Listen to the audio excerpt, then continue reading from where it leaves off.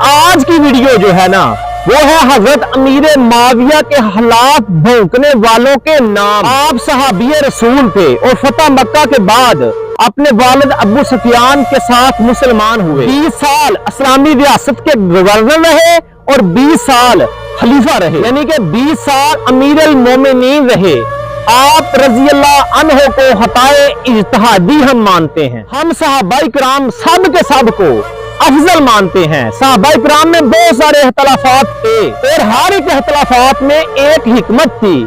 رسول اللہ صلی اللہ علیہ وسلم نے فرمایا تھا کہ میری امت کا جو اختلاف ہے نا وہ بھی باعث رحمت ہے۔ صحابہ کے اختلافات کو اللہ تبارک و تعالیٰ پر چھوڑ دو، پر خدارا ان میں اپنی رائے مت دو۔ حضرت امیر معاویہ کی بڑی شان ہے، وہ صحابی اور خلیفہ اسلام ہیں۔ غوث پاک شیخ عبد القادر جیلانی اپنی کتاب غنیۃ الطالبین میں لکھتے ہیں کہ حضرت حسین رضی اللہ عنہ نے صلح کر کے اپنی خلافت حضرت امیر معاویہ کے سپرد کی۔ شیخ عبد القادر جیلانی لکھتے ہیں اس طرح امیر معاویہ کی خلافت واجب ہو گئی۔ ایک ہوتی ہے خلافت راشدہ اور ایک ہوتی ہے خلافت عادلہ، یعنی دو قسم کی خلافت ہوتی ہے، راشدہ اور عادلہ۔ ابو بکر صدیق رضی اللہ عنہ سے حضرت حسن رضی اللہ عنہ تک جو خلافت آئی اسے خلافت راشدہ کہتے ہیں۔